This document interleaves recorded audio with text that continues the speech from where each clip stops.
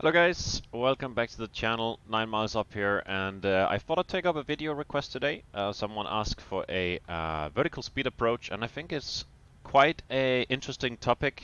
Not necessarily the procedure itself of how to fly a vertical speed approach, but I think it's important to understand the very dangerous things that lays behind the vertical speed approach and non-precision approaches in general. So, first of all, we're here on the ground on runway 28 in Aarhus, and we're going to be departing. Then I'm going to demonstrate to you why it is very important that we recognize one of the main threats of a non-precision approach, which is the QNH and the QNH Blunder Error. And after that, we're going to fly a self-radar vectors NDB approach into Aarhus. This is, there's been no trial run, so this is just straight off the bat, me turning on the simulator and going flying. So let's see how it goes.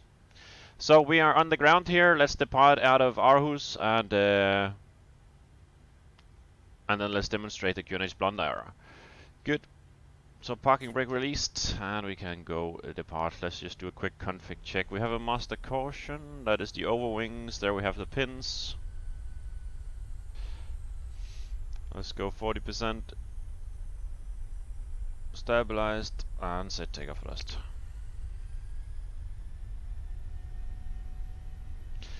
That is actually very nice, simulated by PMDG. I'll get back to that. 80 knots checked.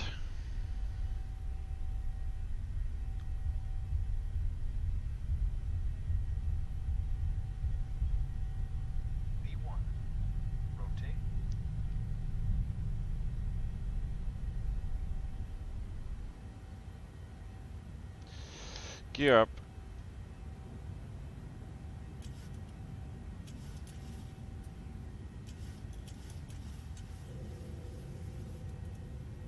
Non-standard CVS. Whoops. Let's go back. We can go level change command A, and then we're gonna just go. This is just non-standard, guys, to demonstrate. Of course, in the real world, we wouldn't disconnect the autopilot, engage the autopilot until we're at cruise altitude. Nevertheless, we can start bugging up here. 210. Do some of the after takeoff checks real quick. What is the temperature? Okay, let's probably get some anti-ice on. Flaps 1. Flaps up. Good, there we have it, after takeoff checks completed. So, basically, we need to talk about QNH Blunder Error. We need to understand the principle behind our altimeter and how that works. So if we go on this screen right here, and we can simply draw a runway in black down here. That is the runway. We can draw in green, we can draw the ground. And then we can draw the sea level. So it's very important to understand that our QNH is with reference to the sea level. So that is from here to the airplane height. Let's say that this is the airplane, okay?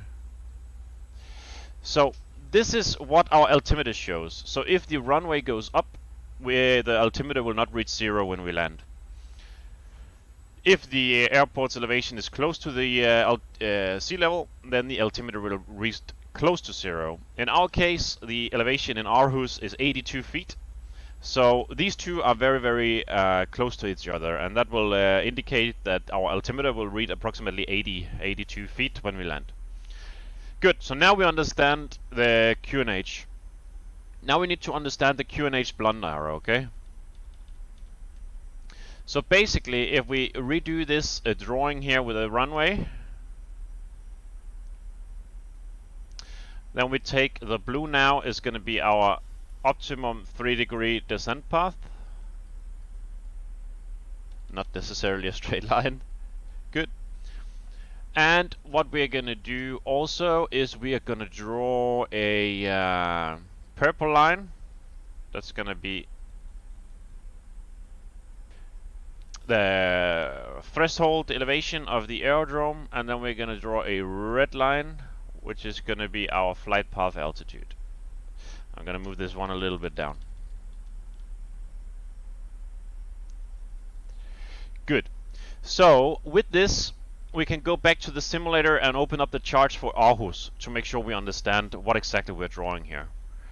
So let's go back to the simulator. Let's get Aarhus plate.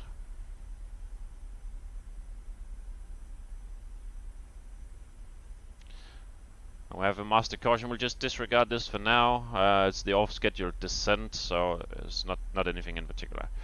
Good.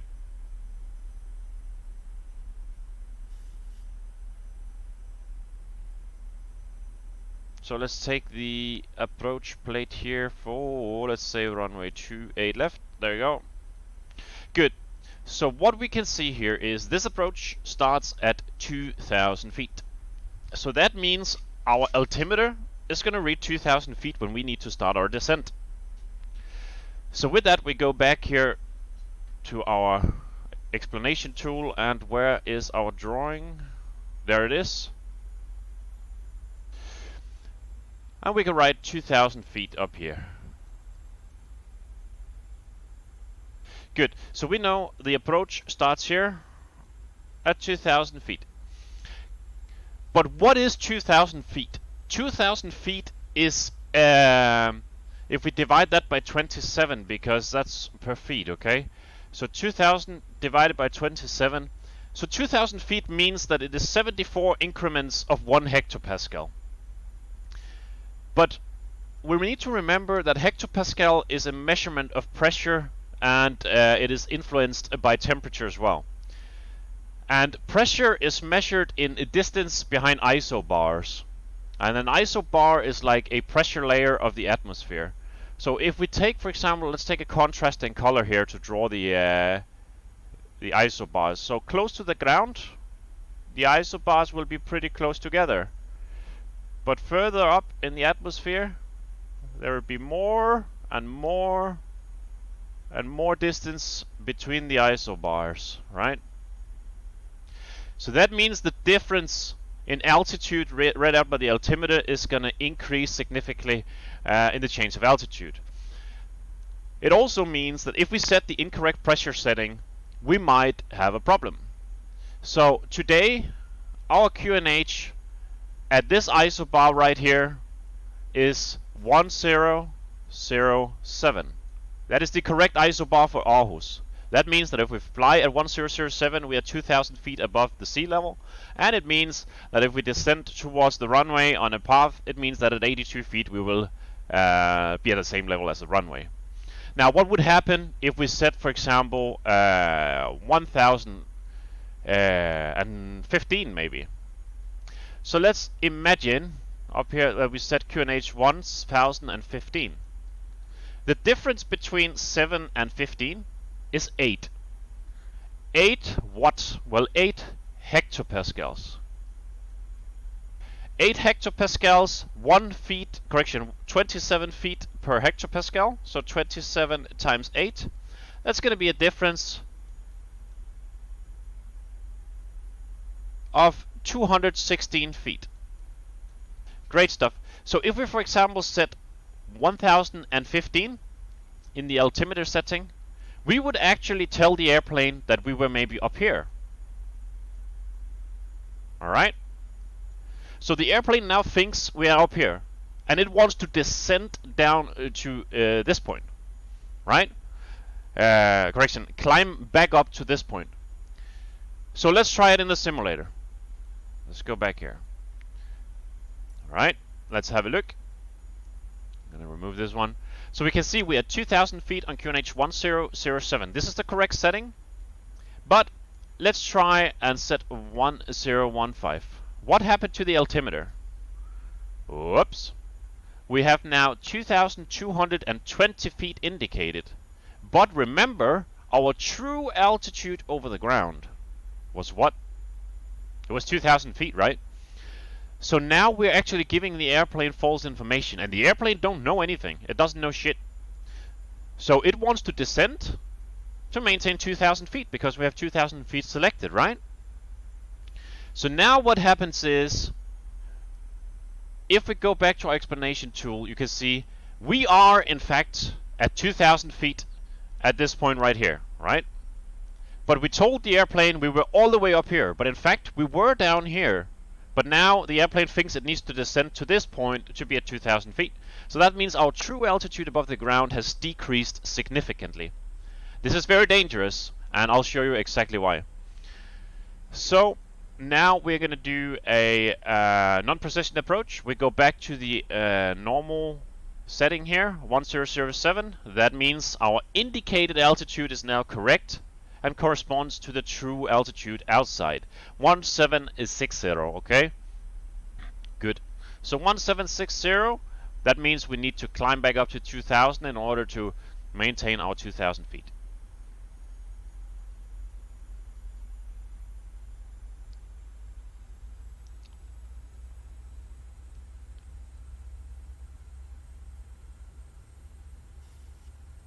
Let me just figure out where we are. Okay, we're quite a while from the airport. We're gonna non-standard speed it up a little bit here.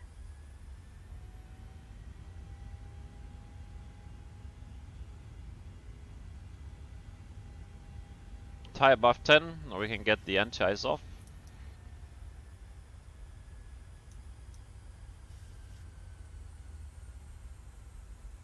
So, what I just talked about with the QNH Blunder Error is always the main threat when we talk about non-precision approaches. And this is a very important statement because this will kill you. Because on an instrument approach, even though the minimums are not as low as they are on a precision approach, remember a non-precision approach you have no vertical guidance, on a precision approach you do, to an extent and approved margin. So let's have a look here. So we can see the minimums for a straight-in DME approach, NDB approach is going to be 480 feet. So in other words, we can descend to, what is that going to be? That's going to be approximately 50, that's going to be 75 meters above the ground, right? 70 meters above the ground. So 70 meters above the ground, you're going to realize that you're fucked.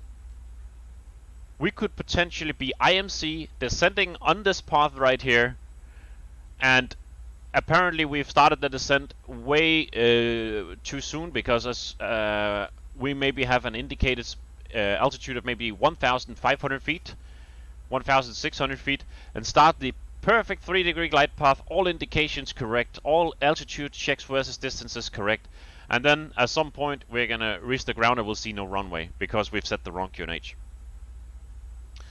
We're going to demonstrate it, but we're going to demonstrate it with one approach. So we're going to fly it normally. We're going to fly with the correct QNH. I'm going to show you the procedure, and then meanwhile on the approach we're going to fly it with the automatics engaged. What we're going to do is we're going to try and set the wrong QNH and see what happens.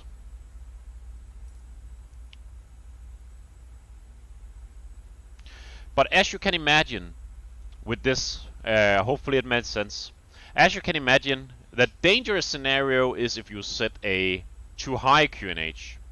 If you set a too high QNH, the real one is 1007 and the wrong one that we set is 1015.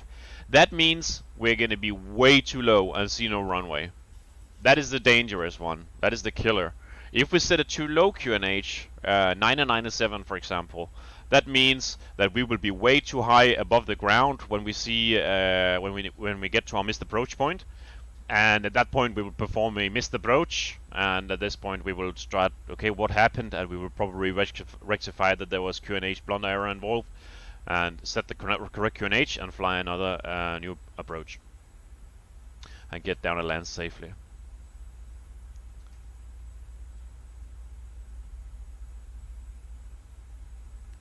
Good, so we need to put something into the FMC here. We're not going to do it the hardcore way today, we're going to do it the easy way, just for demonstration purposes. So NDB runway 28 left, we can activate that one, and we can fly to this point right here. LNAV. We can set up the FMC for landing. We can see 4.9 when we land. We're probably burning 100 kilograms, maybe 200, so 60.7 I'm going to put.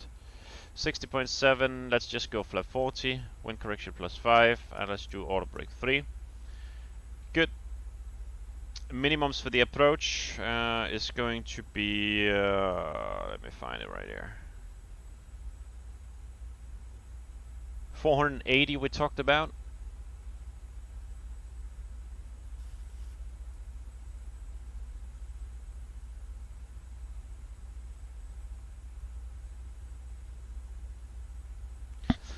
Alright, I can see on flight radar, correction error weather, that the actual QNH in Aarhus is actually 1020. Well, let's go set that one.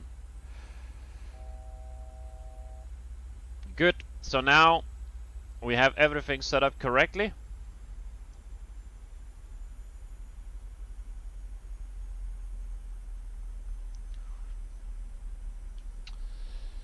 So let's have a look at the approach plate. Now I'm gonna try and make sure that you guys can see what we're doing all the time, but sometimes I'm really bad at this. So we're going to be flying this approach as a radar vectored NDB approach, which is a little bit non-standard. We're going to be flying in and intercepting a point Fox, Quebec, at 28 left, which is going to be 6 miles from the finals. That's this point here. Then we're going to turn left and start the immediate descent down towards the, and we cannot actually do that. So let's go on this one and go 077, 5 miles, just for the shits and giggles. There we go. Let's fly to this point instead. So our approach in my company is at the 10-mile ring we want to be at least with flap 1. And we're going to do that. And we put a 5-mile ring and a 10-mile ring. There we go. Also in my operator we have a procedure to fly a 2-mile level segment when we fly these kinds of approaches. So that means that's exactly why I put in this extra point, so that we have time to be at 2,000 feet. We already are, but let's imagine we were not. And then when we pass the final approach fix, I want to be flap 5 at least. We're going to be at 6 miles here, so almost at the configuration altitude, and then get on flap 15 at 5 miles. Reset MCP altitude at 1,000 feet, and then that's pretty much it. So I'll show you what we're going to do. I'm going to try and be both pilots here. The thing is, 2 miles prior to our top of descent point, our final approach fix, which today is a final approach point, the pilot monitoring will call out approaching descent. Approaching descent means that we will select the revised MDA, which is going to be our minimums rounded up to the nearest 100. So we're going to be setting 500 feet in the MCP. We're going to verify we are in LNAV. And we are going to make sure that we have speed intervene. Now today we are going to be flying with vertical speed, so we cannot go VNAV, so we can disregard this. Today we're going to be flying at a vertical speed, and to mitigate the buckling effect on the descent, as soon as you call final approach fix and we pass it, I'll select an initial rate of descent with 1,000 feet per minute. That is because if we go back here to our explanation tool, when we fly the vertical speed approach, now I'm drawing in gray, right? So we're flying like this, and then we want to fly down towards the runway. The problem is that at this point right here, when we select vertical speed and start the descent, the aircraft will have a tendency to overshoot and do a very tiny, small, comfortable descent. So we will be too high already when we select vertical speed. So I will select 1,000 feet per minute initially. When we catch up with the original path, we will intercept it, and I'll select 800 feet and I'll adjust the vertical speed accordingly to the altitude versus distance callouts. Good. So just for shits and giggles, let's reduce the speed here. Let's go flap 1.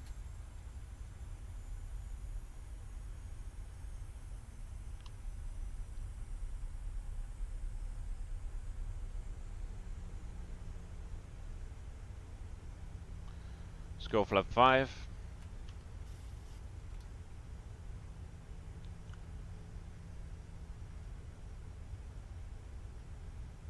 Let's make sure we have the correct courses set, 277 and 277.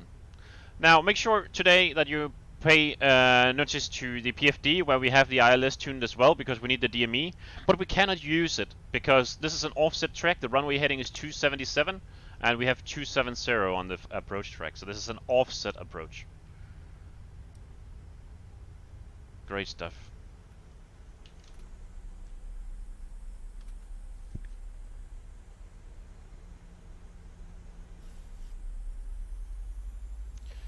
So we're intercepting the final approach track now.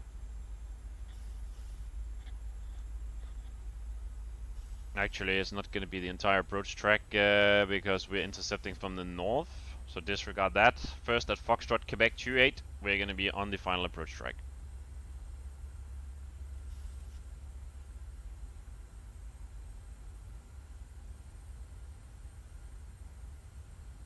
So the next step of our approach is when the pilot monitoring calls 2 miles prior top of descent. So 2 miles prior top of descent is going to be 8 miles. We're at 10 right now. So 8 miles top of descent, I'll reset the MCP altitude, make sure we have LNAV and the speed. And above the final approach fix, we're going to select vertical speed, 1000.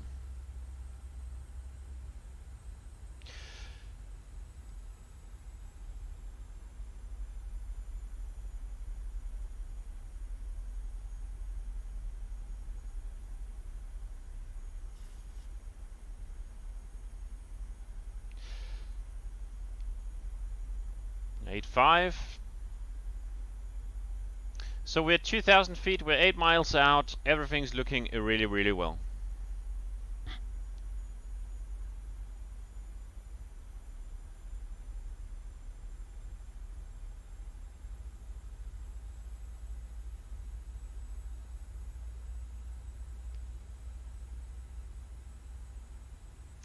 Approaching descent, 500 feet set, LNAV, alt hold, and we have the speed. Remember the next step, guys, that is the FAF altitude checks, no flex, okay? So we're going to be looking for 6 miles.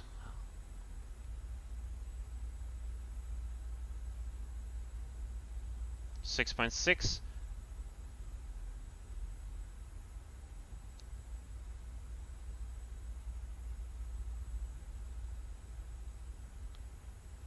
.1. FAF altitude 2,000 feet checks, no flex. Vertical speed 1000. Good. So now we need to be quick. We need to make sure, okay, 5 miles 1675, right? So we're looking here, 5 miles 1675. Are we high or are we low? Let's go gear down, flap 15.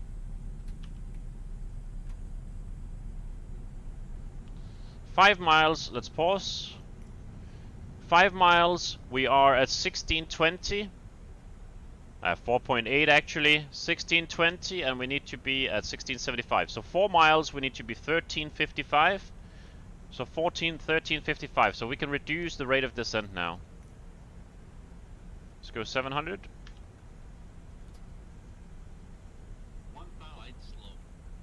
Alright, glide slope warning, we have the ILS tuned.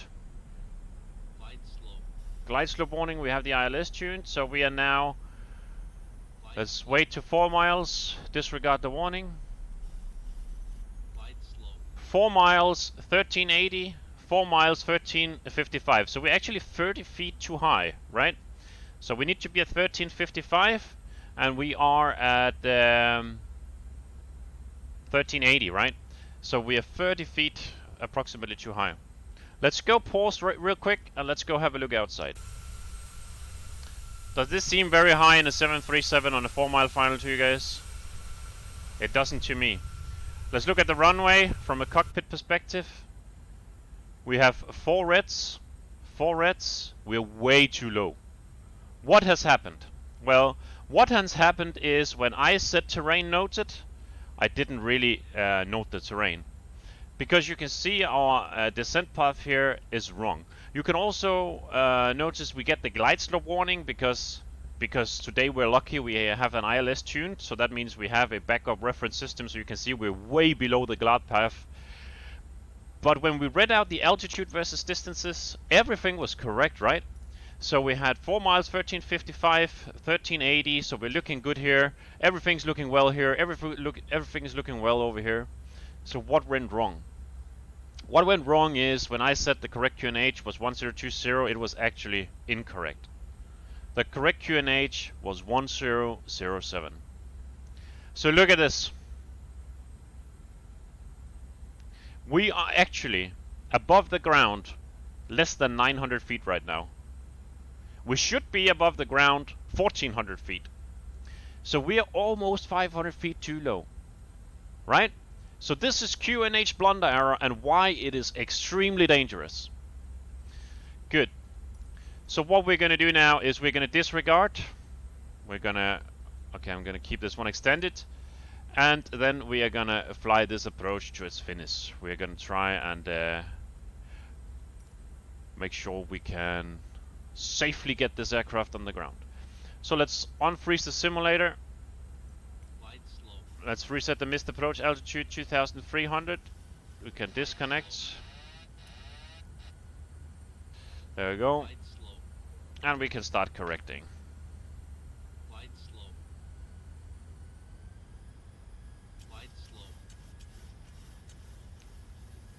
I would actually like to recycle the flight directives because they are not for any use anymore. Let's recycle them. Okay. So I'm visually, because we are visual with the puppies, we're visual with the runway, so we can, as soon as practical, visually maneuver on an offset approach onto the runway track unless otherwise stated in the airport briefing. If they have sensitive fauna areas and stuff, we cannot do this that I just did.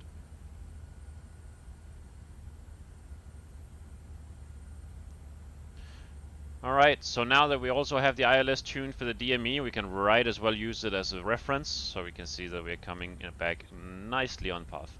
Speed is a little bit high, so let's set a little bit of a lower thrust setting, plus 100 checked. Now we're looking good on the lock and the glide, so this is very nice, looking good. I don't know why we are minimums checked and continue, so I don't know why we have one right and 3 red on the puppies. That doesn't make any sense to me. Because we're on the ILS. I don't know, maybe it's a bug in the simulator.